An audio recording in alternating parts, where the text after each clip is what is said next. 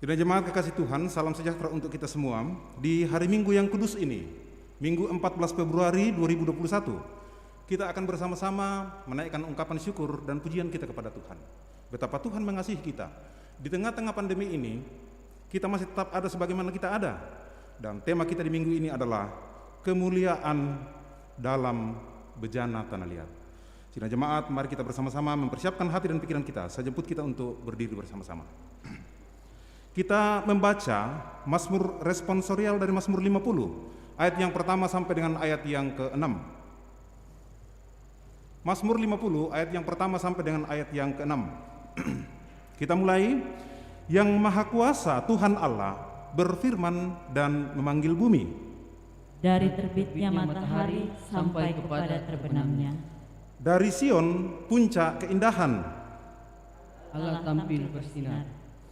Allah kita datang dan tidak akan berdiam diri.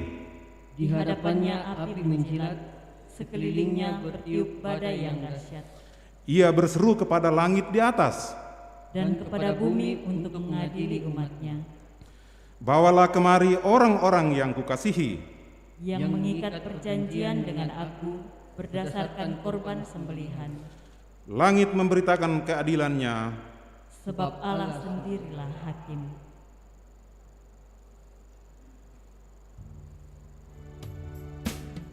Pelengkap Kidung Jemaat nomor 13.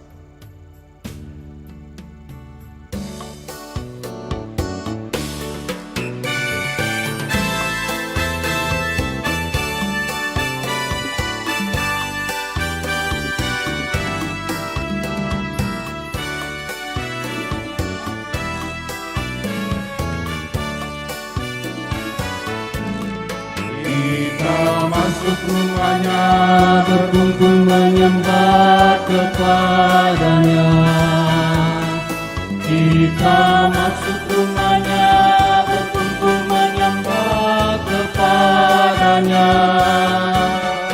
Kita masuk rumahnya, berkumpul menyembah kepada Kristus. Menyembah Kristus Tuhan.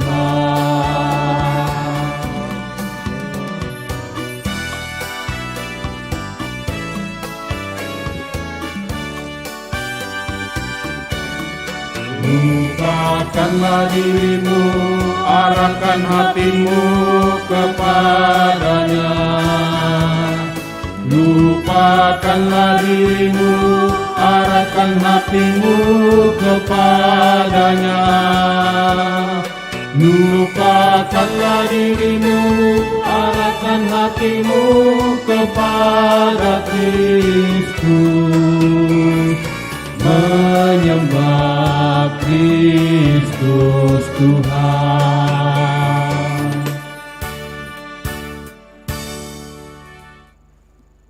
Ibadah ini berlangsung dalam nama Bapa, Anak, dan Roh Kudus.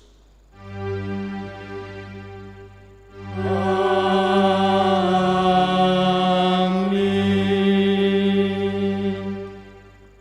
Salam dari semua orang kudus kepada kamu. Kasih karunia Tuhan menuntun dalam ibadah ini. Salam bagimu juga.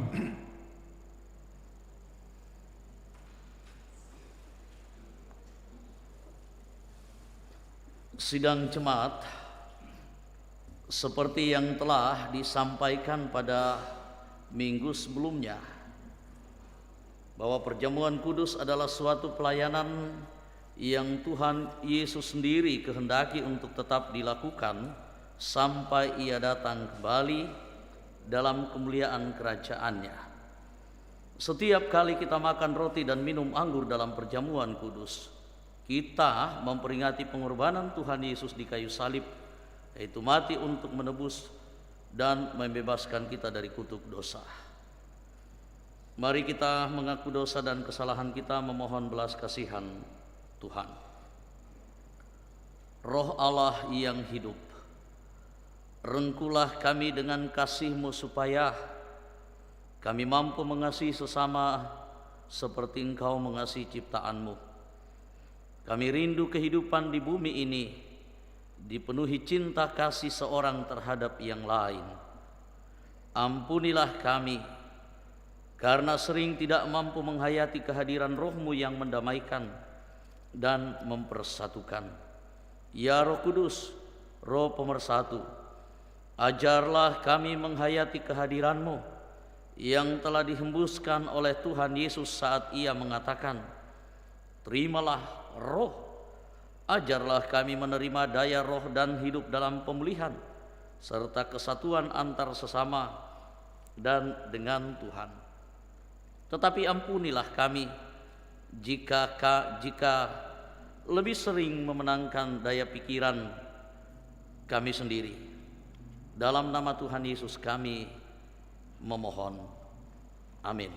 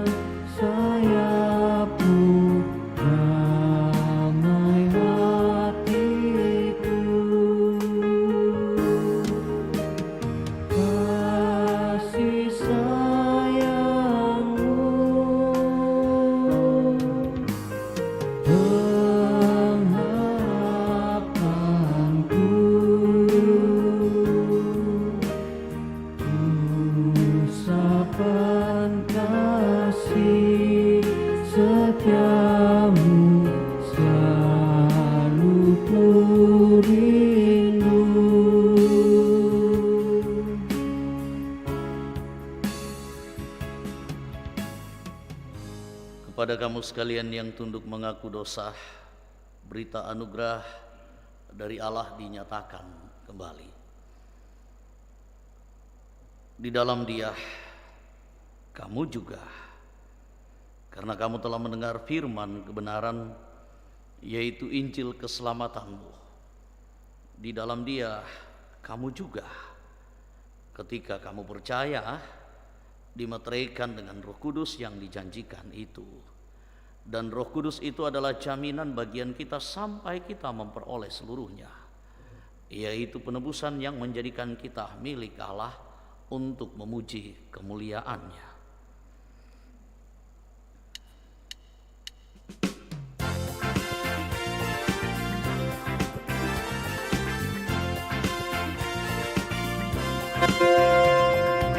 Dihapuskan dosaku hanya oleh darah Yesus. Aku pulih dan sembuh hanya oleh darah Yesus. Oh darah Tuhanku, sumber pembasuhku, sucilah hidupku hanya oleh darah Yesus. Sidang jemaat yang kekasih dalam Tuhan, kita akan membaca dan merenungkan firman Tuhan. Mari kita mempersiapkan diri seluruh hidup kita untuk membaca dan merenungkannya. Mari kita memohon kepada Tuhan, kita berdoa. Ialah kekasih Bapa di dalam surga, Allah yang agung dan mulia, akbar semarak perbuatan dan kasih-Mu nyata selalu sepanjang hidup kami. Kemuliaan-Mu sudah sangat terang benderang dan kami menikmati itu dalam kehidupan kami sebagai anak-anak Tuhan. Terima kasih buat seminggu ini, buat karunia Tuhan, hari-hari yang boleh kami lalui dalam segenap realita hidup kami, susah dan senang, dalam pergumulan dan menikmati sukacita. Kami tetap diteguhkan di dalam iman, dimampukan untukku menikmati kemuliaan Tuhan dan memancarkannya dalam sukacita, gumul dan juang dalam pergumulan kami sekalian. Dan hari ini, hari yang Kau karuniakan, di mana kami diberi waktu dan kesempatan, meskipun hanya lewat ibadah virtual, kami boleh menikmati persekutuan ini. Semoga Tuhan berkenan menuntun dan menolong kami seterusnya, bahkan ketika firman-Mu diperdengarkan. Layakkan kami, ampuni kami, berfirman kuatkanlah kami. Di dalam nama Tuhan Yesus kami berdoa. Amin.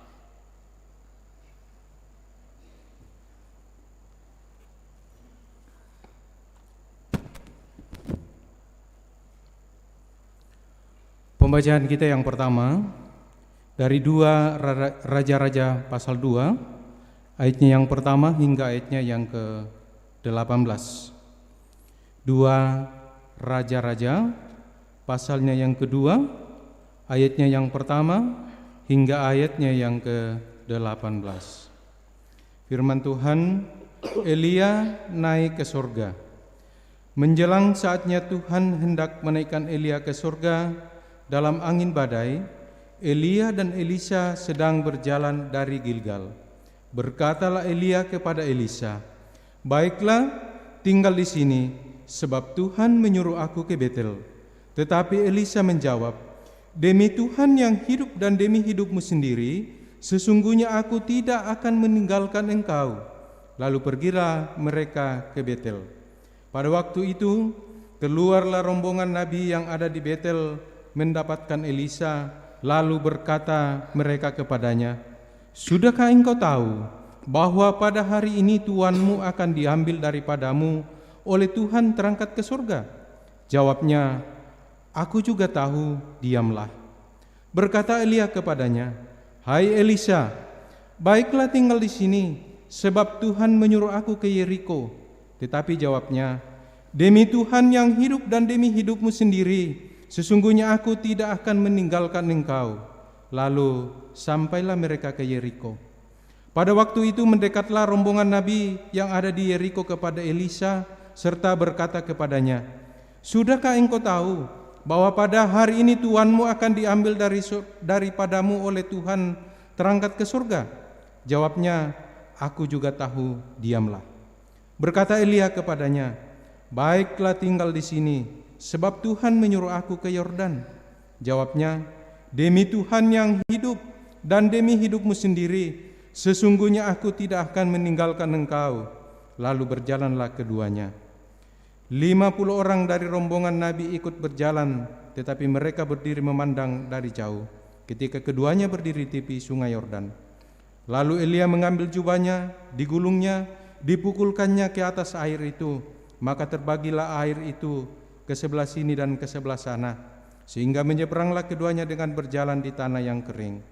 Dan sesudah mereka sampai di seberang, berkatalah Elia kepada Elisa, "Mintalah apa yang hendak kulakukan kepadamu sebelum aku berangkat daripadamu." Jawab Elisa, "Biarlah kiranya aku mendapat 2 bagian dari rohmu."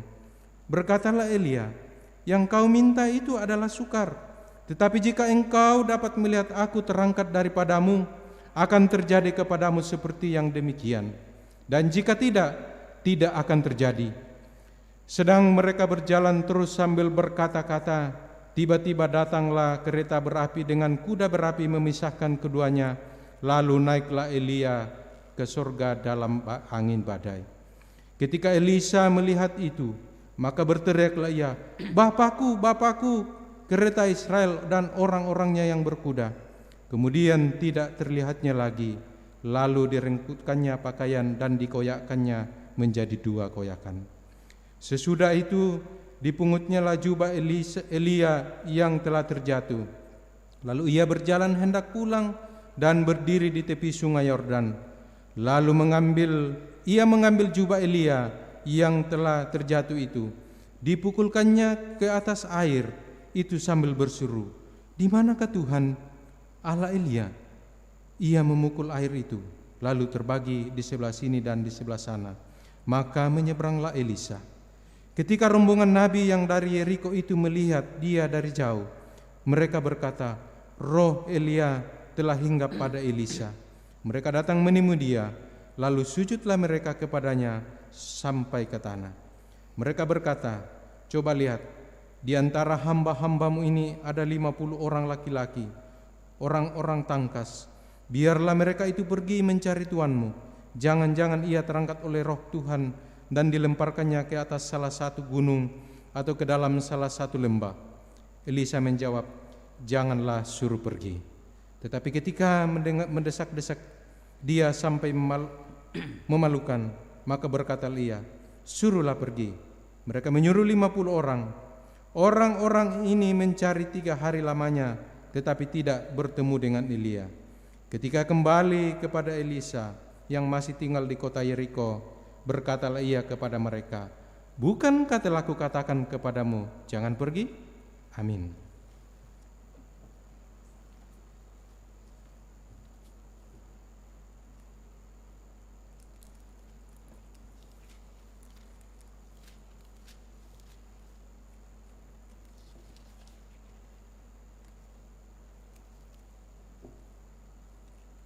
Pembacaan kita yang kedua terpilih dari 2 Korintus 4 ayat yang pertama hingga ayatnya yang ke-15. 2 Korintus 4 ayat 1 hingga ayatnya yang ke-15. Firman Tuhan demikian. Harta rohani dalam bejana tanah. Oleh kemurahan Allah kami telah menerima pelayanan ini. Karena itu kami tidak tawar hati, tetapi kami menolak segala perbuatan tersembunyi yang memalukan. Kami tidak berlaku licik dan tidak memalsukan firman Allah. Sebaliknya, kami menyatakan kebenaran dan dengan demikian kami menyerahkan diri kami untuk dipertimbangkan oleh semua orang di hadapan Allah. Jika Injil kami beritakan masih tertutup juga, maka ia tertutup untuk mereka yang akan binasa, yaitu orang-orang yang tidak percaya, yang pikirannya telah dibutakan oleh ilah zaman ini, sehingga mereka tidak melihat cahaya Injil tentang kemuliaan Kristus yang adalah gambaran Allah. Sebab bukan diri kami yang kami beritakan, tetapi Yesus Kristus sebagai Tuhan dan diri kami sebagai hamba-Mu karena kehendak Yesus. Sebab Allah yang telah berfirman, dari dalam gelap akan terbit terang. Ia juga yang membuat terangnya bercahaya di dalam hati kita, supaya kita beroleh terang dari pengetahuan tentang kemuliaan Allah yang nampak pada wajah Kristus. Tetapi harta ini kami punyai dalam bejana tanda liat, supaya nyata bahwa kekuatan yang melimpah-limpah itu berasal dari Allah, bukan dari diri kami.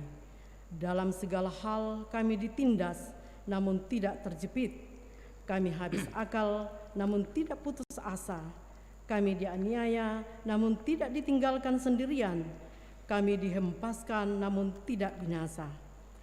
Kami senantiasa membawa kematian Yesus di dalam tubuh kami, supaya kehidupan Yesus juga menjadi nyata di dalam tubuh kami. Sebab kami yang masih hidup ini terus-menerus diserahkan kepada maut karena Yesus, supaya juga Yesus menjadi nyata di dalam tubuh kami yang fana ini. Maka demikian maut giat di dalam diri kami dan hidup giat di dalam kamu. Namun karena kami memiliki roh iman yang sama seperti yang tertulis, aku percaya, sebab itu aku berkata-kata, maka kami juga percaya, dan sebab itu kami juga berkata-kata, karena kami tahu bahwa Ia yang telah membangkitkan Tuhan Yesus akan membangkitkan kami juga bersama-sama dengan Yesus, dan Ia akan menghadapkan kami bersama-sama dengan kamu kepada dirinya. Sebab semuanya itu terjadi oleh karena kamu, supaya kasih karunia yang semakin besar berhubung dengan semakin banyaknya orang yang menjadi percaya, menyebabkan semakin melimpahnya ucapan syukur bagi kemuliaan Allah. Haleluya.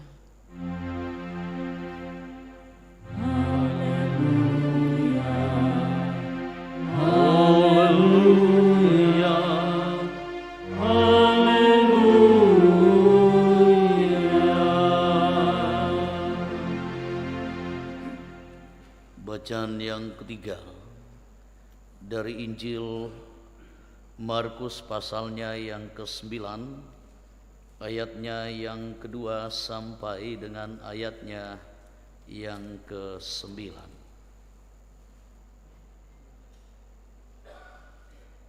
Ayatnya yang kedua sampai dengan ayatnya yang ke-13. Markus pasal 9 ayatnya yang kedua sampai dengan ayatnya yang ke-13. Perikop kita, Yesus dimuliakan di atas gunung. Demikian firman Tuhan. 6 hari kemudian, Yesus membawa Petrus, Yakobus dan Yohanes, dan bersama-sama dengan mereka Ia naik ke sebuah gunung yang tinggi. Di situ mereka sendirian saja. Lalu Yesus berubah rupa di mata mereka, dan pakaiannya yang sangat putih berkilat-kilat. Tidak ada seorang pun di dunia ini yang dapat mengelantang pakaian seperti itu. Maka nampaklah kepada mereka Elia bersama dengan Musa. Keduanya sedang berbicara dengan Yesus. Kata Petrus kepada Yesus, "Rabi, betapa bahagianya kami berada di tempat ini. Baiklah, kami dirikan 3 kemah, satu untuk engkau, satu untuk Musa, dan satu untuk Elia." ia berkata demikian. Sebab tidak tahu apa yang harus dikatakannya, karena mereka sangat ketakutan. Maka datanglah awan menaungi mereka, dan dari dalam awan itu terdengar suara, "Inilah anak yang kukasihi, dengarkanlah dia." Dan sekonyong-konyong waktu mereka memandang sekeliling mereka, mereka tidak melihat seorang pun lagi bersama mereka, kecuali Yesus seorang diri. Pada waktu mereka turun dari gunung itu, Yesus berpesan kepada mereka supaya mereka jangan menceritakan kepada seorang pun apa yang telah mereka lihat itu, sebelum Anak Manusia bangkit dari antara orang mati. Mereka memegang pesan tadi sambil mempersoalkan di antara mereka apa yang dimaksud dengan bangkit dari antara orang mati. Lalu mereka bertanya kepadanya, "Mengapa ahli-ahli Taurat berkata bahwa Elia harus datang dahulu?" Jawab Yesus, "Memang Elia akan datang dahulu dan memulihkan segala sesuatu. Hanya bagaimana dengan yang ada tertulis mengenai Anak Manusia, bahwa ia akan banyak menderita dan akan dihinakan? Tetapi aku berkata kepadamu, memang Elia sudah datang, dan orang memperlakukan dia menurut kehendak mereka, sesuai dengan yang ada tertulis tentang dia." Amin.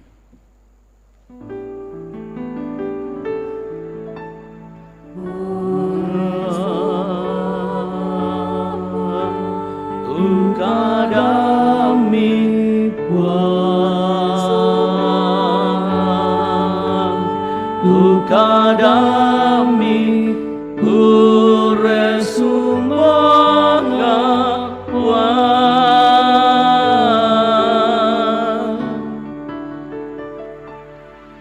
Amin. Firman Tuhan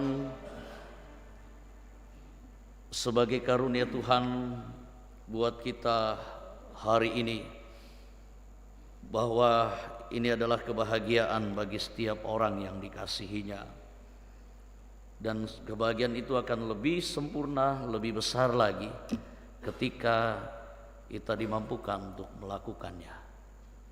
Tuhan menolong kita. Tema kita pagi hari ini, kemuliaan dalam bejana tanah liat, the glory in a clay vessel. Kamalakbiran lan misa paah porayan litak, paapanian litak. Bapak Ibu, saudara-saudara sidang jemaat kekasih Tuhan, ada kisah beberapa manusia di dunia ini yang begitu sangat overconfidence, yang begitu sangat percaya diri tentang siapa dia, karena kehebatannya, karena popularitasnya, karena mereka membayangkan bagaimana mereka dibandingkan dengan orang-orang yang lain. Dalam sejarah dunia, pembuat kapal Titanic yang bernama Thomas Andrews, yang begitu sangat pongah bangga atas buatan tangannya, melihat kedikdayaannya, kemampuan, kehebatan, kepintarannya lewat sebuah karya kapal Titanic, kekokohannya, kemegahan dan kemewahan kapal tersebut. Dan dengan itu ia begitu sangat bangga dan sesumbar mengatakan, kapal ini tidak akan tenggelam. Bahkan Tuhan pun tak akan sanggup menenggelamkan. By the way, apa yang terjadi? Setelah itu kita tahu salah satu kisah tragis di dunia ini. lewat kisah pelayaran yang begitu sangat menyedihkan, bagaimana peristiwa Titanic. Lalu ada seorang pejabat yang begitu sangat sombong lewat kompetisi demokrasi pemilihan presiden. Dia adalah seorang bernama Tancredo Neves. Presiden Brasil terpilih pernah mengatakan, jika aku dipilih oleh lebih 5.000 suara, Tuhan pun tidak akan pernah 500.000 suara lebih, Tuhan pun tidak akan bisa menghentikan saya menjadi presiden Brasil. Dia mendapatkan suara 500.000 lebih. Tetapi apa yang terjadi? Dia meninggal sebelum detik-detik pelantikannya. Dan seorang artis penyanyi yang begitu sangat terkenal dengan lagu-lagunya, salah satu judul lagunya Imagine, ya, dia adalah John Lennon, mengklaim diri lebih populer ketimbang Yesus. Bahkan mengatakan, kita lihat saja nanti mana yang akan terkeremus, ajaranku kah atau ajaran Yesus. Dan itu membuat fansnya begitu sangat marah di belahan bumi ini. Dan suatu ketika seorang fansnya menembak mati John Lennon. Artis tahun 50-an Marilyn Monroe dikunjungi oleh seorang pendeta yang bernama Billy Graham, menyampaikan berita Injil, kabar sukacita tentang Yesus. Dengan pongahnya dan sesumbarnya, Marilyn Monroe ngomong, aku gak butuh Yesusmu. Apa yang terjadi setelah itu? Seperti kita tahu, Marilyn Monroe ditemukan meninggal. Bukan berarti saya menakut-nakuti bahwa Tuhan itu begitu sangat mengerikan, ya, menakutkan lewat peristiwa-peristiwa itu. Enggak, Bapak Ibu Saudara-saudara, Tuhan itu kasih. Tuhan itu Maha Pengampun. Seberdosa apapun kita, sejahat apapun kita, kalau kita menyambut dengan penuh sukacita syukur berita pengampunannya, Tuhan akan dengan sukacita mengampuni kita. Dan Dia datang ke dunia ini untuk orang-orang yang berdosa. Yang mau saya katakan lewat prolog pembuka dari khotbah ini, yang saya mau katakan, Bapak Ibu Saudara-saudara, harusnya kita sadar diri. Who am I? Siapa saya?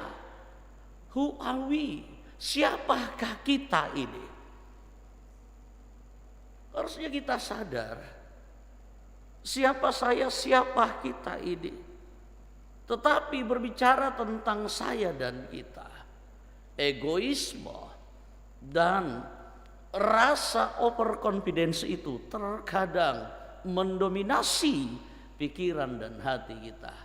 Maka kita lupa siapa diri kita sebenarnya. Ada istilah, terkadang manusia lupa seperti lupa kacang pada kulitnya. Sering kita seperti itu. Paulus ngomong, kita rongsokan, kita sampah, kita adalah orang-orang yang gak berguna. Tetapi luar biasanya Tuhan lirik kita. Dan dalam bacaan kita, begitu sangat luar biasanya, Paulus sadar diri, siapa dirinya. Dalam bahan utama kita saat ini, ya, dari kitab 2 Korintus pasal 4. Dia sadar diri, dia tahu diri siapa dirinya sebenarnya. Ini omongan ini, Bapak Ibu Saudara-saudara, ungkapan yang dikatakan dalam teks 2 Korintus tadi pasal 4 itu jauh sesudah ia dipanggil oleh Tuhan. itu jauh terjadi sesudah ia dirangkul oleh Tuhan Yesus, ditobatkan oleh Tuhan, dianugerahkan keselamatan. Jauh sesudah itu. Dan kira-kira bagaimana keberadaan seorang, pengaruh seorang Paulus saat itu? Saya pernah membaca toko buku ya, saya lupa judulnya. Membaca buku tentang orang-orang yang terkenal dan punya pengaruh di dunia.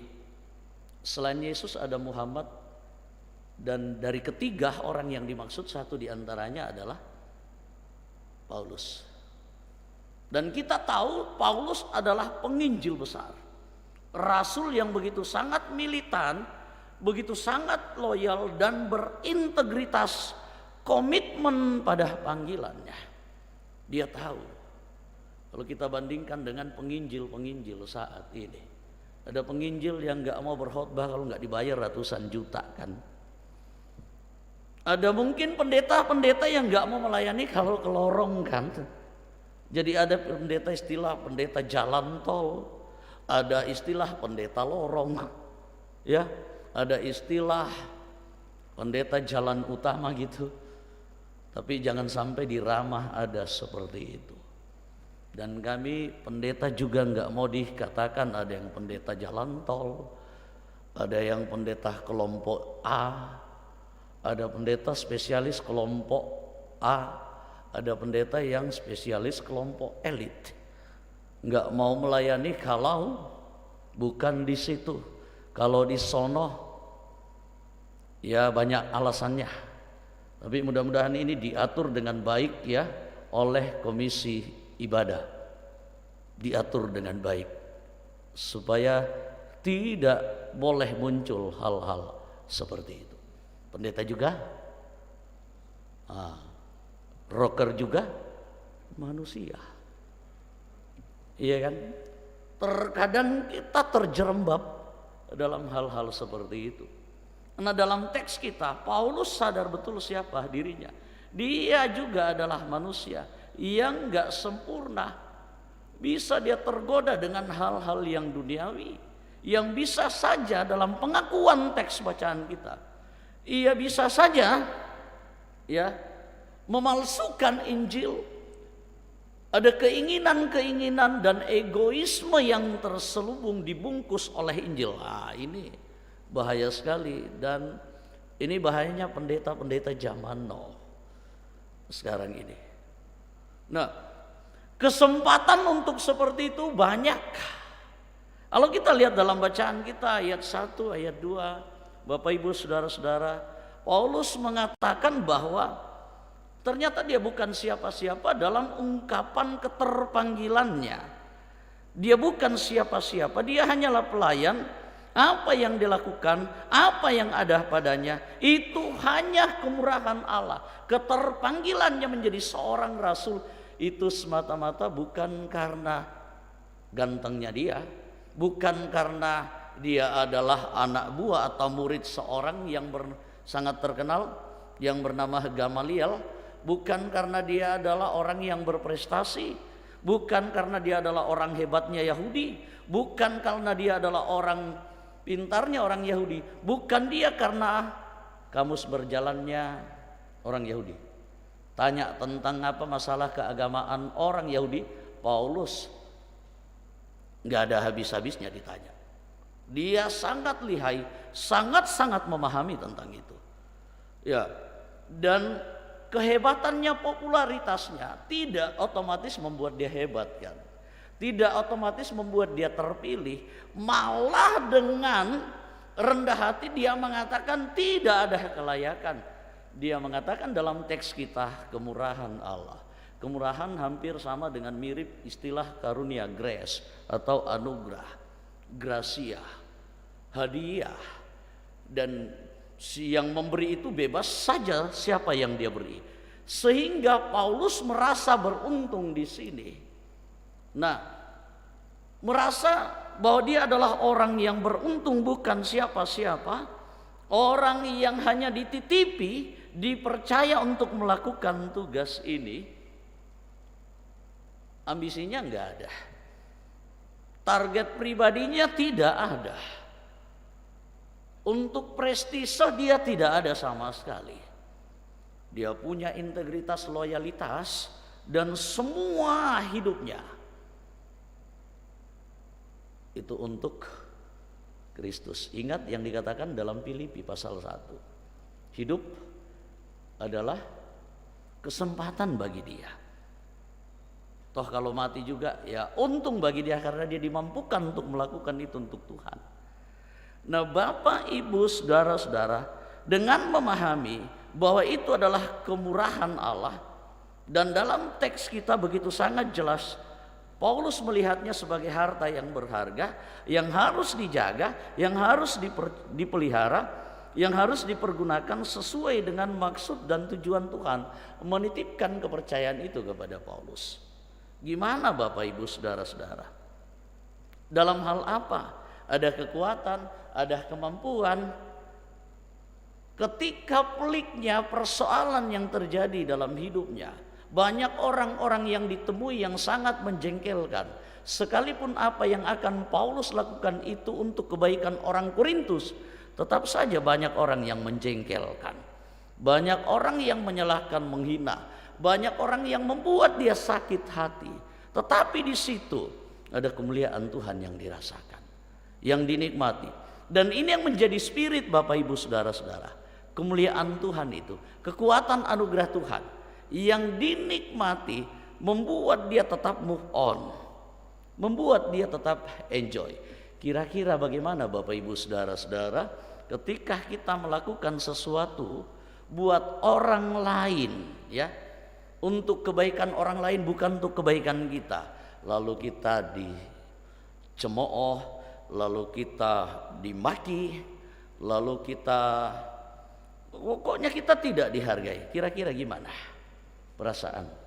Anak muda bilang sakitnya tuh kalau sakitnya tuh di sini itu gimana kira-kira? Berarti sakit hati gitu ya. Sakit hati itu kalau bilang Kolose pasal 3 ayatnya yang ke-20. Sakit hati itu bisa membuat hati menjadi tawar. Tawar itu udah enggak berasa. Enggak enak sudah hidup.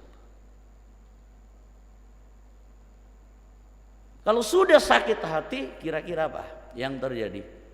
Bahasa Toraya parre itu tuh, ya kan? Parre itu langsung dipempanakan tuh apa nada den male entampe.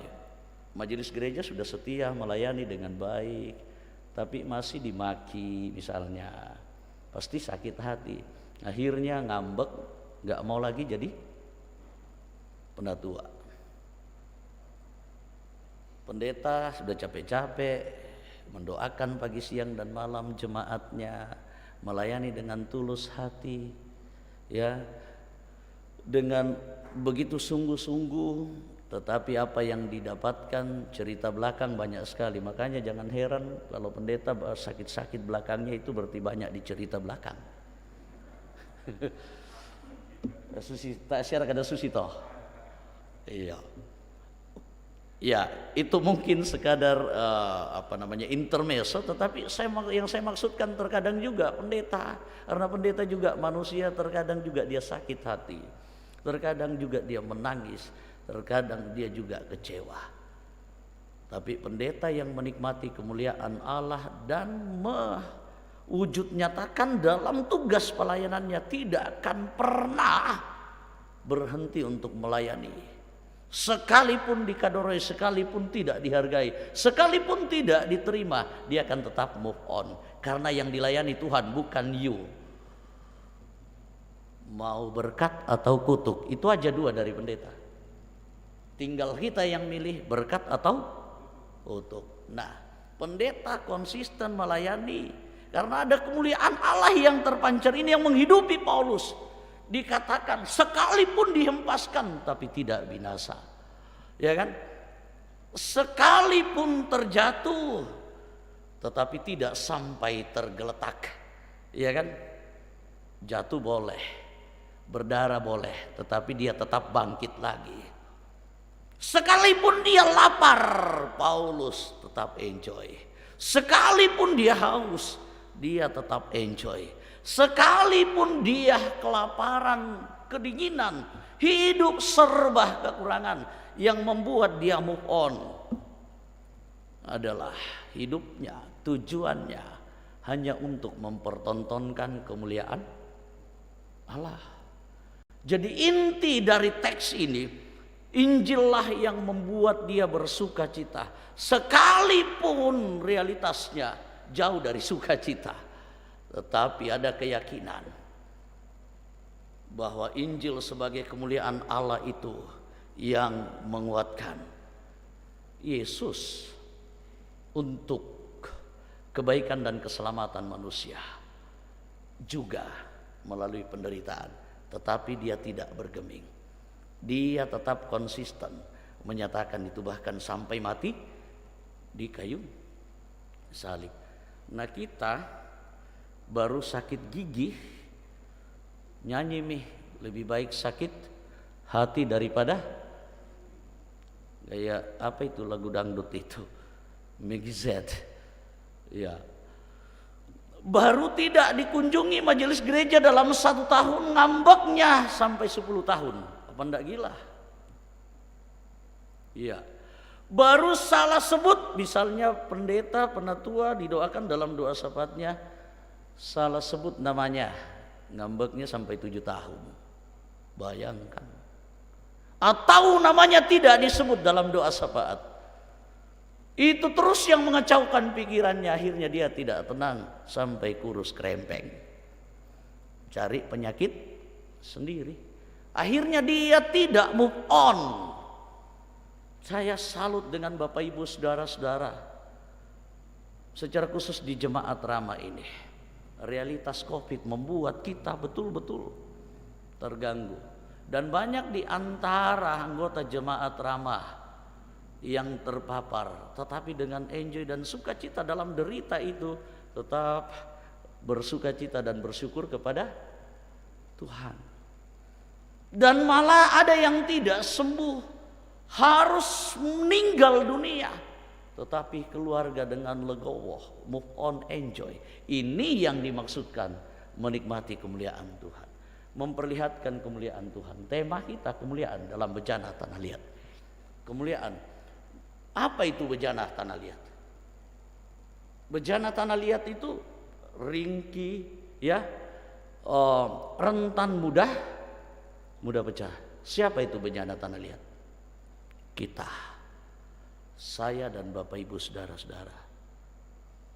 Sedikit saja persoalan langsung hancur. Sedikit saja persoalan pasti nggak berdaya.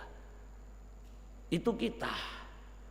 Nah, kita dituntut menyatakan kemuliaan Tuhan. Bisa enggak? Paulus bisa. Artinya apa? Orang yang menyandarkan hidupnya kepada Tuhan, percaya kepada Tuhan, pasti akan dimampukan. Lalu apa yang akan didapatkan oleh orang-orang yang menyatakan kemuliaan Tuhan? Sekalipun dia lemah, tak bebas dari persoalan, tak bebas dari berbagai macam derita, pergumulan, dia akan enjoy, dia akan dikuatkan, dia akan move on. Bahkan dalam bahasanya anak muda, move on forward. Dia punya pengharapan seterusnya, apapun yang akan terjadi. Ini yang menguatkan Paulus seperti itu, selalu move on walaupun kenyataannya. Berbicara tentang Paulus, banyak menderitanya daripada senangnya, tetapi dia tetap bersuka cita. Gimana orang yang mengupayakan dalam kesetiaan kemuliaan Tuhan dalam hidupnya? Bacaan 2 raja-raja begitu sangat luar biasa. Dia akan dimuliakan, dia akan ditinggikan, dia akan diangkat ke awan-awan seperti Elia. Begitu sangat luar biasa. Bapak Ibu saudara-saudara, kita bukan siapa-siapa. Kita rentan tak berdaya. Bahkan terlalu mudah kita diombang-ambingkan oleh persoalan hidup ini. Dan persoalan pergumulan dalam hidup ini begitu sangat banyak, begitu sangat kompleks. Tapi jangan khawatir, kita akan tetap dikuatkan. Dan lewat itu seperti prajurit ngomong ketika Tuhan Yesus disalib, sungguh dia ini adalah anak Allah. Orang pun akan mengatakan dan mengakui melihat keteguhan kita. Sekalipun banyak persoalan, orang akan mengetahui dan mengatakan, ternyata demikian hidup orang percaya yang mengenal Kristus. Jikalau engkau sedang dititipi sesuatu, pakailah itu untuk memuliakan Tuhan. Tapi jangan pernah rampas kemuliaan Tuhan dengan kekayaanmu, pendidikanmu, jabatanmu, gelarmu, dan apapun yang ada padamu. Jangan pernah kemuliaan Tuhan dirampas, tetapi pergunakanlah itu untuk memuliakan Tuhan. Engkau yang sedang bergumul, yang sedang menderita, tetaplah nyatakan kemuliaan. Engkau yang bukan siapa-siapa, engkau begitu sangat berarti bagi Tuhan. Engkau sedang dititipi sesuatu yang sangat berharga. Roh Kudus memberkati. Amin. Mari Bapak Ibu saudara-saudara, kita hening sejenak, kita tunduk sambil kita merenungkan tentang kemuliaan Allah itu. Mari Bapak Ibu saudara-saudara, kita fokuskan segenap hidup kita hanya kepada Tuhan. Segala kekuatan, kehebatan yang ada pada kita itu bukan karena kita, dan bukan dengan kekuatan kita dapat hidup, bukan dengan kekuatan kita dapat eksis, bukan dengan kekuatan kita dapat menjalani persoalan-persoalan hidup ini, tetapi karena Tuhan, bukan dengan kekuatanku.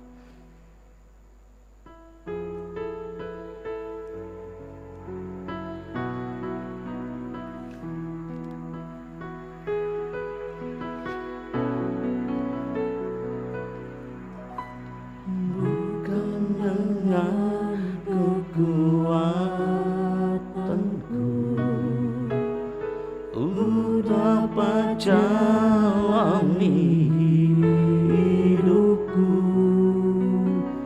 tanpa Tuhan yang di sampingku, ku tak mampu sendiri.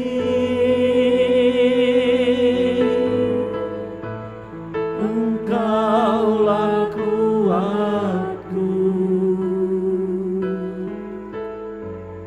yang menopangku, ku pandang wajah-Mu yang berseru,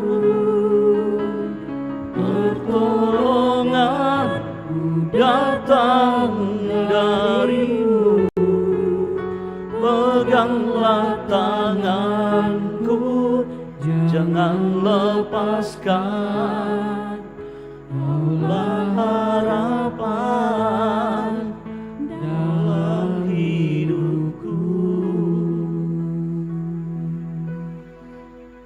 Puji Tuhan atas firman-Nya. Mari kita bersama-sama, kita bersama dengan seluruh umat Tuhan di muka bumi ini menyatakan iman kita, mengaku iman kita dengan mengucapkan apostolikum, pengakuan iman oikumenikal, lewat 12 pengakuan iman rasuli seperti ini. Aku percaya kepada Allah, Bapa yang Maha Kuasa, Khalik langit dan bumi, dan kepada Yesus Kristus, anaknya yang tunggal Tuhan kita, yang dikandung daripada Roh Kudus, lahir dari anak darah Maria, yang menderita di bawah pemerintahan Pontius Pilatus, disalibkan, mati dan dikuburkan, turun ke dalam kerajaan maut. Pada hari yang ketiga, bangkit pula dari antara orang mati, naik ke surga, duduk di sebelah kanan Allah, Bapa yang Maha Kuasa, dan akan datang dari sana untuk menghakimi orang yang hidup dan yang mati. Aku percaya kepada Roh Kudus, gereja yang kudus dan am, persekutuan orang kudus, pengampunan dosa, bangkitan daging, dan hidup yang kekal. Amin. Sidang jemaat kekasih Tuhan, kita akan bersekutu dalam meja perjamuan kudus. Roti dan anggur dalam perjamuan kudus hendaknya kita terima sebagai tanda dan materi dari kasih dan kesetiaannya kepada kita. Roti dan anggur hendaknya kita terima sebagai tanda dan materi dan kesetiaannya kepada kita. Di dalam perjamuan kudus ditegaskan kepada kita bahwa Tuhan kita Yesus Kristus melalui pengorbanannya yang sempurna telah membebaskan kita dari sumber segala kesusahan, yaitu dosa. Suatu perjanjian baru diadakannya dengan kita, dan Roh-Nya yang menghidupkan itu dikaruniakannya kepada kita supaya kita dapat hidup dengan Dia dalam suatu persekutuan yang benar. Ia menghubungkan kita seorang dengan yang lain dalam kasih yang benar yang patut dinampakkan dalam hidup kita melalui perkataan dan perbuatan. Mari kita berdoa. Ya Bapa di sorga, Engkau mengundang kami datang ke meja perjamuan-Mu. Lalu Engkau mempersiapkan kami melihat dan merasakan betapa baik dan bersahabatnya Engkau. Kini kami datang sebagaimana adanya. Engkau tahu bahwa ada di antara kami yang tertekan oleh pelbagai kekhawatiran. Ada juga yang masih terlihat dan terlilit dalam dosa. Keadaan ini semakin pahit ketika kami merasakan betapa banyaknya yang semestinya kami lakukan, tetapi tidak kami lakukan. Sebaliknya, ada juga di antara kami yang penuh dengan sukacita dan syukur, serta berlimpah kegembiraan dalam hidupnya. Tolonglah kami Tuhan, kiranya dengan roti dan anggur yang terbagi, beban dan kegembiraan kami akan terbagi pula. Kuatkanlah persekutuan dan keyakinan kami lewat perjamuan-Mu ini, di dalam kasih, di atas kasih dan kebaikan-Mu. Demi nama Yesus kami berdoa. Amin. Kita mempersiapkan diri kita, mari kita memuji Tuhan. Suara Yesus kudengar.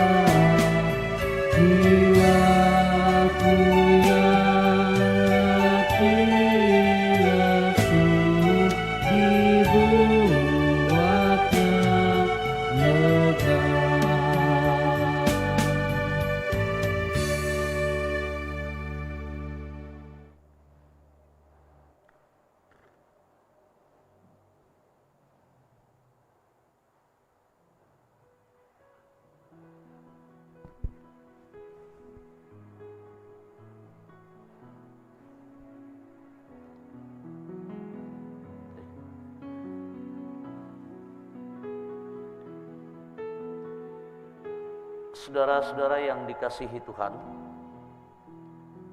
roti dan anggur yang kita lihat ini hendaklah kita lihat dan kita terima sebagai tanda dan materi dari pengorbanan dan persekutuan dengan Kristus, supaya kita dipelihara dengan roti sorgawi, yakni Yesus Kristus. Janganlah hati kita melekat kepada roti dan anggur yang kelihatan ini, melainkan dengan iman kita mengangkat hati kita kepada Yesus Kristus Tuhan kita. Mari kita berdoa dengan doa yang sudah diajarkan Tuhan Yesus. Bapa kami yang di surga, dikuduskanlah namamu, datanglah kerajaan-Mu, jadilah kehendak-Mu di bumi seperti di surga. Berikanlah kami pada hari ini makanan kami yang secukupnya.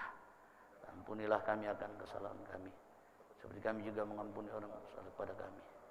Dan jangan membawa kami ke dalam pencobaan, tapi lepaskanlah kami daripada yang jahat. Karena Engkau yang punya kerajaan dan kuasa dan kemuliaan sampai selama-lamanya. Amin.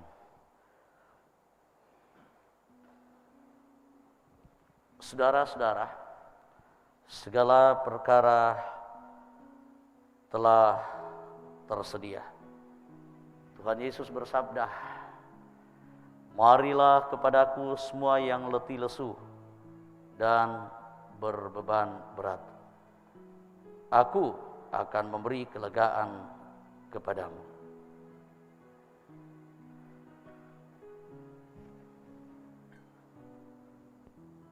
Sidang jemaat kekasih Tuhan,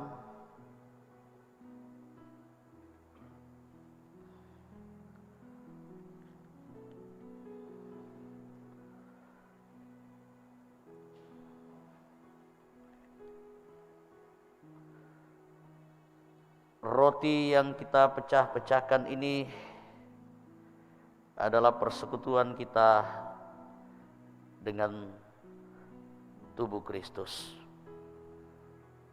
Terimalah ini dan hendaklah menjadi tanda dan materi dari pengorbanan Kristus. Roti dan anggur yang kelihatan ini hendaklah kita terima sebagai tanda dan materi dari pengorbanan dan persekutuan dengan Kristus, supaya kita dipeliharakan dengan roti surgawi, yakni Yesus Kristus.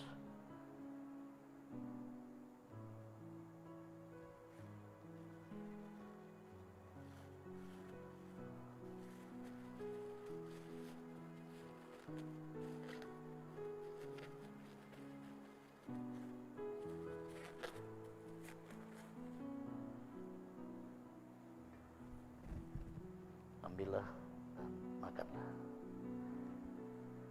Ambillah dan makanlah.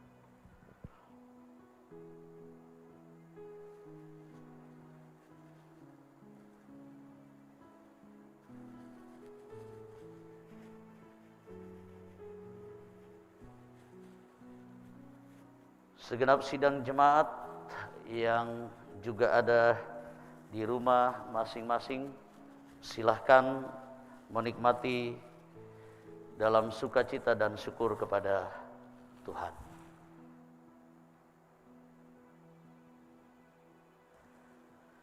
Mari Bapak Ibu, saudara-saudara, segenap jemaat yang rindu untuk mengambil bahagian di meja perjamuan ini.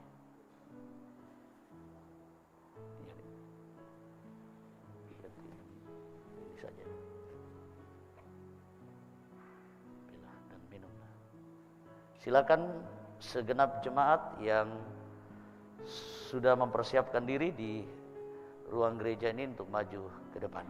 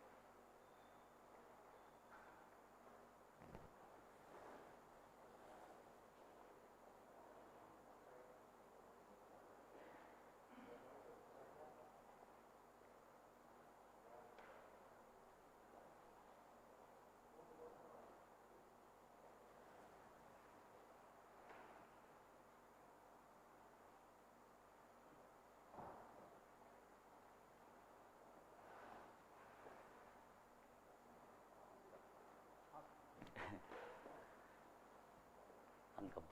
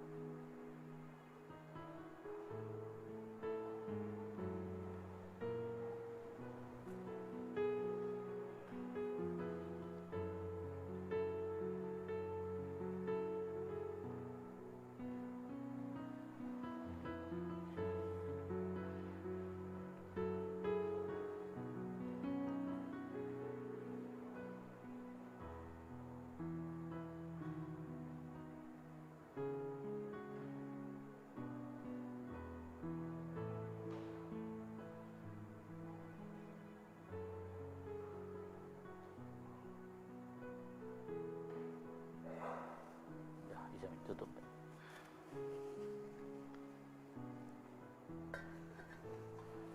Terkotir.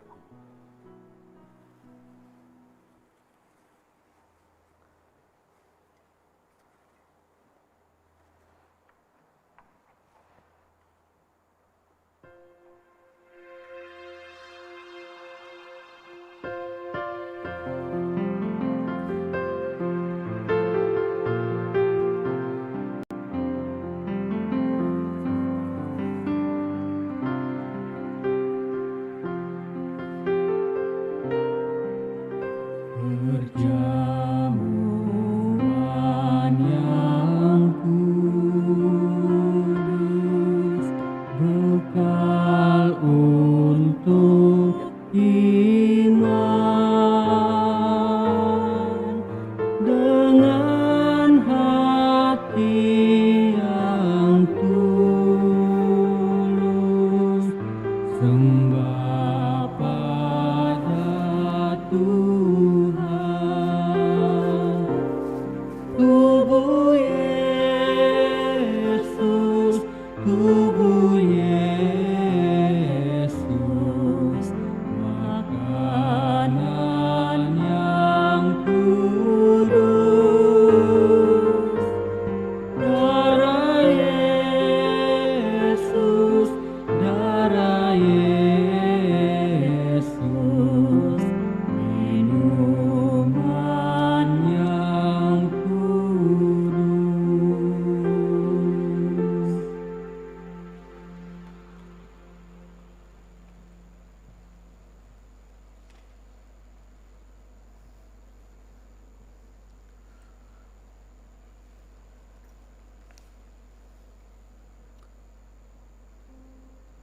sidang jemaat kita bersuka cita buat anugerah Tuhan lewat perjamuan kudus ini.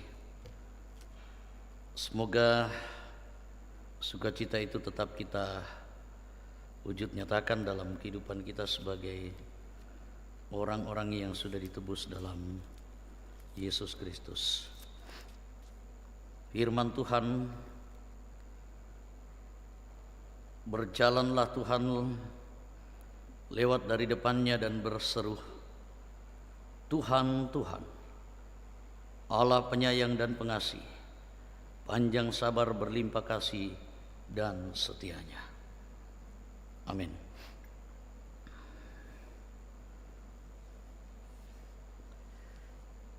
Saudara-saudara, karena Tuhan sudah menguatkan, menyegarkan jiwa kita, marilah kita sekarang berkata dalam hati seperti pemazmur memuji nama Tuhan dan mengucap syukur kepadanya. Pujilah Tuhan, hai jiwaku, pujilah namanya yang kudus, hai segenap batinku. Pujilah Tuhan, hai jiwaku, dan janganlah lupakan segala kebaikannya. Dia yang menebus hidupmu dari lubang kubur, yang memengkotai engkau dengan kasih setia dan rahmat. Dia memuaskan hasratmu dengan kebaikan, sehingga masa mudamu menjadi baru seperti pada burung raja wali. Tuhan adalah penyayang dan pengasih, panjang sabar dan berlimpah kasih setia. Tidak selalu Ia menuntut dan tidak untuk selama-lamanya Ia mendendam. Tidak dilakukannya kepada kita setimpal dengan dosa kita, dan tidak dibalasnya kepada kita setimpal dengan kesalahan kita. Tetapi setinggi langit di atas bumi, demikian besarnya kasih setianya atas orang-orang yang takut akan Dia. Sejauh timur dari barat, demikian dijauhkannya daripada kita pelanggaran kita. Seperti Bapa sayang kepada anak-anaknya, demikian Tuhan sayang kepada orang-orang yang takut akan Dia. Sebab itu mulutku dan hatiku akan memuji Tuhan dari sekarang ini sampai selama-lamanya. Amin. Mari kita berdoa. Ya Allah yang penuh rahmat, di dalam perjamuan kudus ini kami mengalami kasih dan kedekatan-Mu. Tetaplah bersama dengan kami sampai hari-hari hidup kami. Hidupkanlah persekutuan kami dengan hal-hal yang baru di dalam Roh-Mu, bahwa kami mempercayai Engkau di dalam hidup dan kematian kami. Kepadamu-lah kemuliaan sampai selama-lamanya. Amin.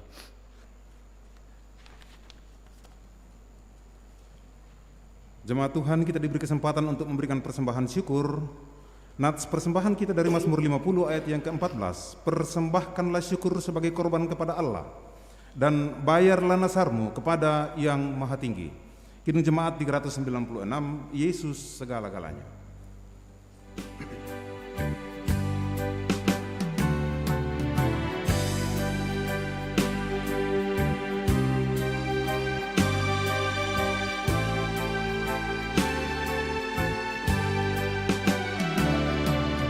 Yesus segala-galanya, mencari hidupku. Sehari-hari Dialah penopang yang teguh. Bila ku susah berkesan, aku pergi kepadanya. Sandaranku, penghiburku, sobatku.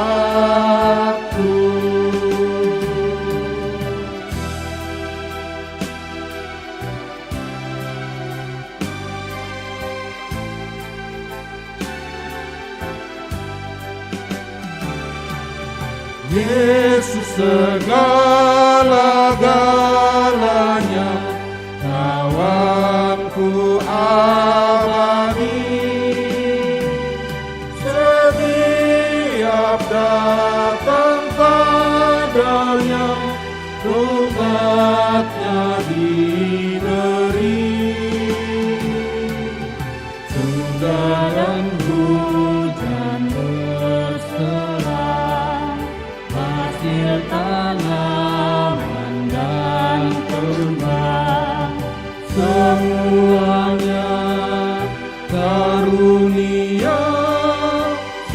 obatku.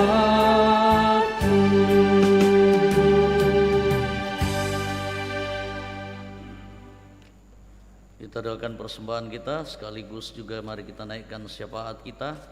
Yang perlu kita doakan adalah seluruh pergumulan segenap umat Tuhan di Jemaat Rama yang bergumul karena duka cita, yang bergumul karena sakit penyakit seperti yang dialami oleh Bapak Yunus Sarira, Bapak Yakobus Pagiling,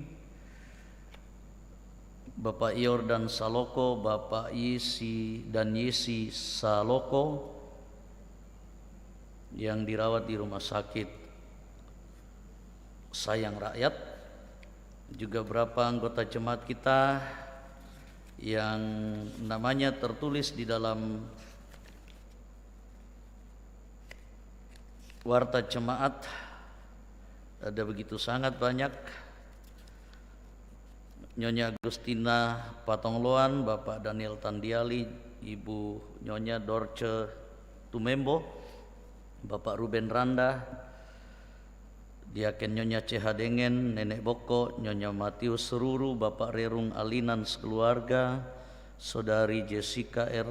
Palinggi, Bapak Anton Langke, Nyonya Juwaria Langke, Bapak Ter Andi Lolo, Bapak Yusuf Brante, Bapak Oni S. Lakbur Lawal, Tristan dan Felin, cucu Bapak Joni Doa, Bapak Yunus Sarira, Saudara Rendi Pradipta Sarira, Bapak WK Randa Bunga, Bapak Nyonya Rida Sambo, Bapak Yes Salulinggi, Oma Keti, Nyonya Margareta Kobong, Bapak Karel Paranoan, Nyonya Ludia Kandola, Bapak Samuel Kambuno, Bapak Yusuf Dengen, Bapak Nyonya JS Bane, Saudara Naptali Minna, Nyonya Epayanti Telantang, Nyonya Hermin Bongga, Nyonya Yohana Bura, Bapak Penatua Samuel Tampang, Nyonya Gustina Rumising, Bapak Daniel Tang Dirapas keluarga, Bapak Mangada Esbin Matius keluarga,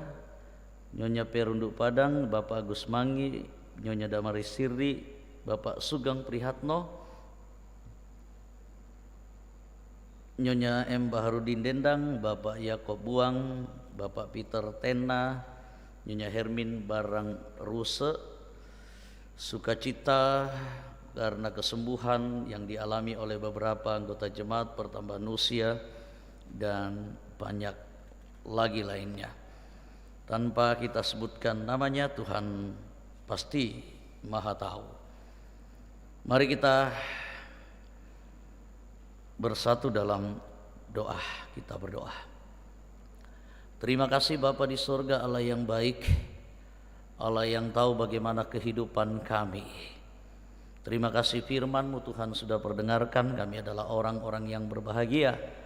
Mampukan kami untuk memahami bahwa semua yang ada pada diri kami adalah kemurahan Tuhan yang harus kami pakai untuk memuliakan-Mu. Dan bahkan dalam keadaan apapun, tak ada alasan bagi kami untuk tidak memuliakan Tuhan, menyatakan kemuliaan Tuhan lewat keteguhan, kesabaran, kesetiaan kami kepadamu. Demikian yang juga kiranya boleh terjadi, boleh menjadi inspirasi dan kekuatan bagi segenap anggota jemaat yang sudah kami sebutkan namanya dan juga yang belum kami sebutkan namanya, yang terkulai lemah tak berdaya karena sakit penyakit. Sabar teguh, tetap beriman, berharap, berserah kepadamu. Tuhan menyembuhkan mereka. Juga yang boleh kami tuangkan lewat sukacita karena syukur, pertambahan usia, sembuh dari penyakit, berkat-berkat Tuhan yang lain, dan semuanya berkat Tuhan tak terhingga dan tak dapat kami hitung satu persatu. Dan banyak di antara jemaat-Mu yang boleh menyatakan syukur dalam berbagai macam cara. Terima syukur mereka dan berkati hidup mereka setiap waktu. Kami pun mendoakan segenap rumah tangga jemaat-Mu. Ampukan kami sebagai kepala keluarga, ibu rumah tangga, juga anak-anak yang taat setia kepada orang tua. Menjadikan keluarga sebagai persemaian kasih Kristus dan Injil kebenaran boleh ditabur dan menjadi warna kehidupan kami untuk kami ekspresikan agar dunia tahu bahwa Engkaulah Tuhan dan Juru Selamat yang satu-satunya. Kami juga mendoakan anak-anak dalam pertumbuhan dan pendidikan mereka. Engkau campur tangan, kami orang tua tetap bertanggung jawab sungguh-sungguh, selebihnya Tuhan yang berkarya. Kami juga mendoakan segenap pekerjaan yang Tuhan titipkan, apapun pekerjaan yang Kau percayakan kepada kami dapat kami kerjakan dengan baik. Tentu lewat itu juga kemuliaan Tuhan kami pertontonkan. Kami jadikan stage panggung untuk menyatakan, memperlihatkan kemuliaan Tuhan lewat cara dan tanggung jawab kami. Kami percaya juga Tuhan terus memperlengkapi kami, memampukan dan memberkati Bapak Ibu, saudara-saudara kami yang Tuhan sudah percayakan menjadi penatua diaken, segenap majelis gereja, pengurus OIG dan pengasuh sekolah minggu dan pengerja di tempat ini. Tuhan berkati kami seterusnya lebih seminggu ini. Kami serahkan juga rapat pleno lanjutan yang akan dilaksanakan minggu depan, kiranya boleh berjalan dengan baik. Mampukan kami ketiga hamba-Mu pendeta di tempat ini. Kami percaya pemerintah bangsa dan negara kami juga Engkau turut campur di dalamnya, memakai mereka untuk menyatakan kebaikan. Lingkungan kami kiranya tetap kondusif, kami boleh menikmati kasih Tuhan untuk terus berbagi satu dengan yang lain, saling mengoptimalkan yang ada pada kami, berkontribusi dalam menciptakan kebaikan dan kenyamanan hidup bersama. Biarlah dimanapun kami berada, kami tetap menjadi berkat bagi banyak orang. Juga perjamuan kudus yang boleh kami nikmati, boleh kami terima hari ini, menjadi inspirasi dan kekuatan yang boleh kami syukuri, kami nyatakan dalam hidup dan cara sikap kami. Kami percaya juga persembahan yang kami berikan sebagai ekspresi iman kami, Tuhan terima dan berkati. Yang masih ada pada kami pun demikian. Pelayanan anak-anak Tuhan hari ini, majelis gereja, semua tanpa terkecuali, tak kami sebutkan satu persatu, tetapi Engkau mengetahui semua ketulusan dan loyalitas anak-anak-Mu Tuhan. Kiranya berbuah manis untuk menjadi berkat di tengah-tengah jemaat di tempat ini. Kami serahkan hidup kami bahkan satu minggu ini. Tak lupa juga kami doakan petugas medikal, dokter, dan segenap tim medis yang menjadi garda terdepan dalam penanganan pandemi COVID-19 saat ini. Jaga mereka, lindungi mereka. Demikian kami sekalian, agar kami tetap dimampukan untuk terus menjalani kehidupan ini berserah penuh hanya kepada Tuhan. Keluarga kami di kampung halaman, di mana saja mereka berada, Tuhan berkati, sama Tuhan memberkati kami. Sambut sempurnakan doa kami. Di dalam nama Tuhan Yesus Kristus kami berdoa. Amin.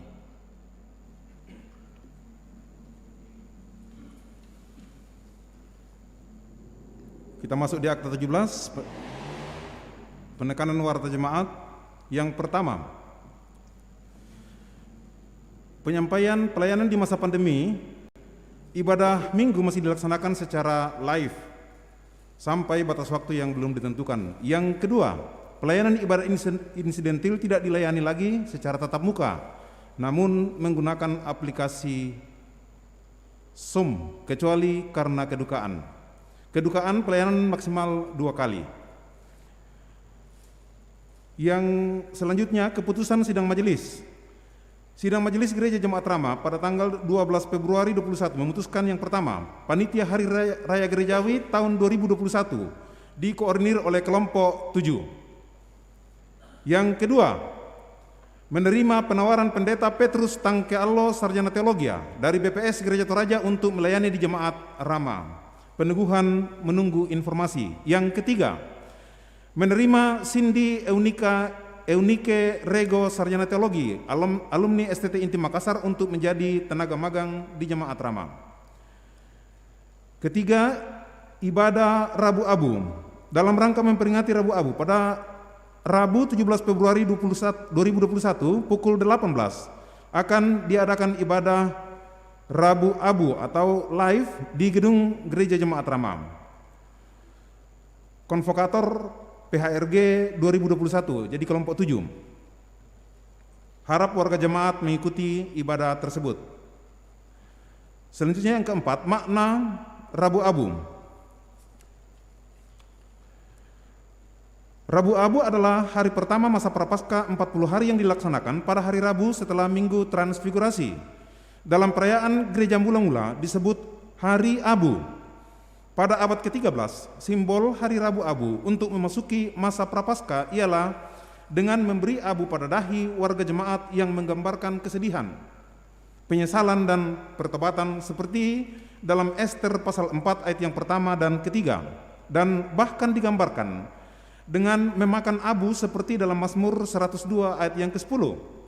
Abu pada hari Abu adalah simbol untuk mengungkapkan rasa tobat dan penyesalan, pengakuan akan kerapuhan dan kelemahan, Yunus pasal 3 ayat 6. Juga melambangkan harapan akan kebangkitan, di mana segala sesuatu akan lenyap dan hangus oleh nyala api dan digantikan oleh bumi dan langit baru. Ayub pasal 2 ayat yang ke-8. Abu dipakai untuk keperluan pembersihan atas dosa, Bilangan pasal 19 ayat 9, Bilangan pasal 17 sampai dengan 18 dan Ibrani pasal 9 ayat yang ke-13. Pada saat itu warga jemaat masuk ke suasana penuh penyesalan untuk mengatasi kebiasaan-kebiasaan buruk dengan memusatkan diri perhatian pada pengorbanan Yesus. Simbol Rabu Abu adalah penggunaan stola berwarna ungu dan busana yang didominasi abu-abu dan hitam. Dalam liturgi, simbolisasi Rabu Abu dapat dilakukan dengan pembubuhan debu tanah pada dahi. Bahasa Toraja ditoding atau ditodi dengan perkataan, engkau adalah debu dan akan kembali menjadi debu. Kejadian pasal 3 ayat 19. Simbol maktoding ini atau maktodi ini dapat dilaksanakan di awal ibadah atau sebagai bagian dari refleksi pemberitaan firman. Dalam Rabu Abu, warga jemaat masuk ke suasana penuh penyesalan untuk mengatasi kebiasaan-kebiasaan buruk dengan memusatkan diri dan perhatian pada pengorbanan Yesus. Menurut tradisi, abu yang dipakai sebagai simbol adalah abu dari daun-daun palem perayaan Minggu Palma tahun lalu. Tetapi untuk ibadah Rabu Abu di Gereja Toraja belum diadakan simbol abu karena tidak mutlak harus ada. Yang digunakan adalah debu tanah, Kejadian pasal 3 ayat 19. Dalam liturgi Rabu Abu, aktam Sensura morum, pemeriksaan moral perlu ditekankan di Yesaya pasal 59. Jadi bagi Gereja Toraja, Rabu Abu adalah pembukaan dari masa 40 hari untuk merenungi kelemahan-kelemahan di hadapan Tuhan, memperbaiki diri oleh kuasa Roh Kudus. Dari konteks budaya Toraja, Rabu Abu adalah waktu untuk masuru-suru, memeriksa diri dan memohon ampunan dari Tuhan. Penyampaian selanjutnya, perjamuan kudus. Saya kira kita sudah laksanakan hari ini, 14 Februari jam pukul 19 telah diadakan perjamuan kudus melalui live streaming. Yang keenam, baptisan kudus. Baptisan kudus reguler rencana diadakan pada hari Minggu 21 Februari 2021 pukul 9. Bagi Bapak Ibu yang hendak membaptis anaknya, dapat mendaftarkan diri di kantor gereja setiap hari kerja dengan membawa kopi akte kelahiran anak dan surat nikah orang tua dari gereja.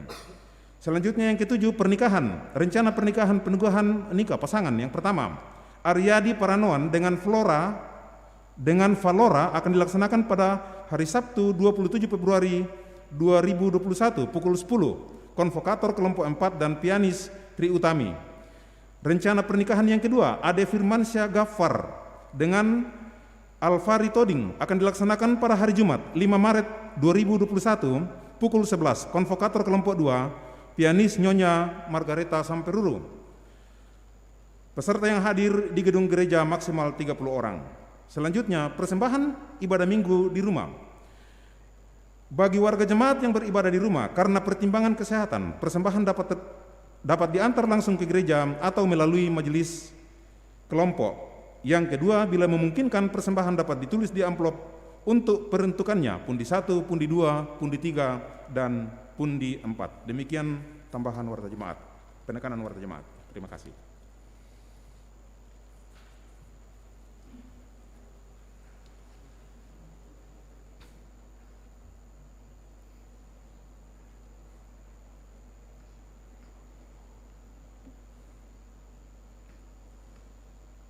Tetapi harta ini kami punyai dalam bencana tanah liat, supaya nyata bahwa kekuatan yang melimpah-limpah itu berasal dari Allah, bukan dari diri kami. Dalam segala hal kami ditindas, namun tidak terjepit. Kami habis akal, namun tidak putus asa. Amin.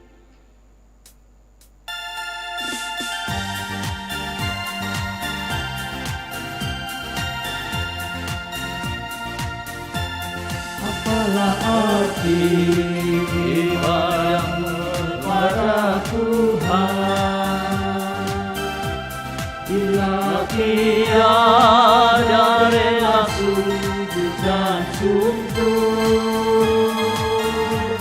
Apalah arti ibadahmu kepada Tuhan,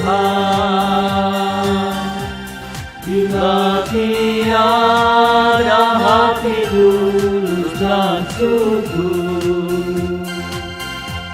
Ibadah sejati jadikanlah persembahan, ibadah sejati kasihilah sesamamu.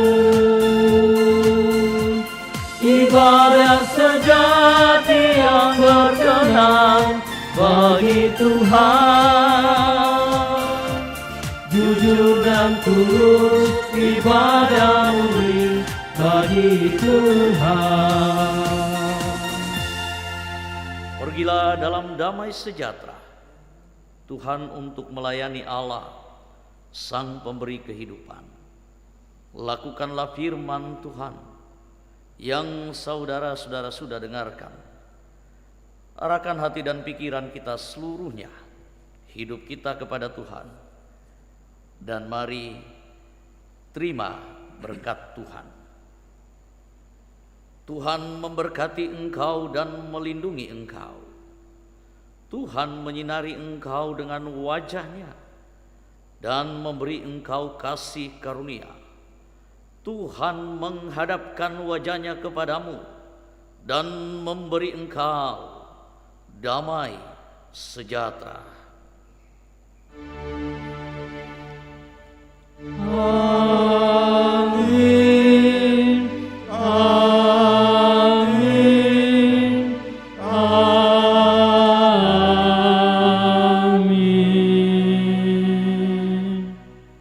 Demikianlah ibadah kita pada hari Minggu ini. Mari kita tutup ibadah kita dengan menyanyikan Keliling Jemaat nomor 416 ayat yang ketiga.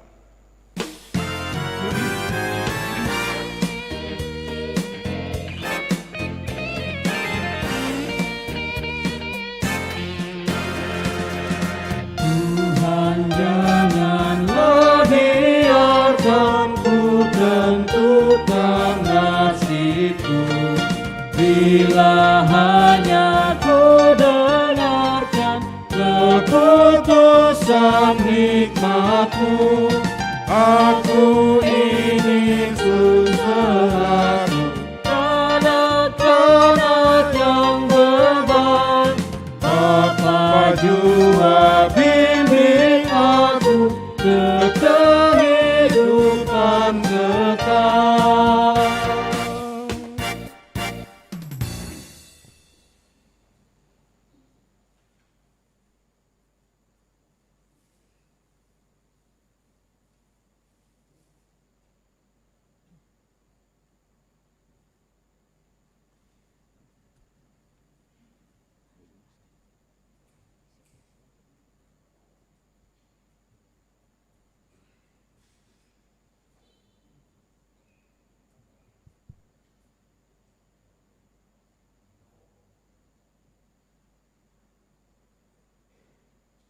Puji syukur kepada Tuhan, anugerahnya sungguh luar biasa. Hari ini kita diperkenankan untuk beribadah, menikmati kemuliaan Tuhan yang begitu sangat indah, begitu sangat spektakuler. Dan akan lebih indah jikalau kita nyatakan itu dalam kehidupan kita dengan yang ada pada diri kita. Bahkan lewat apapun yang terjadi dalam hidup kita. Tuhan dimuliakan dalam hidup kita.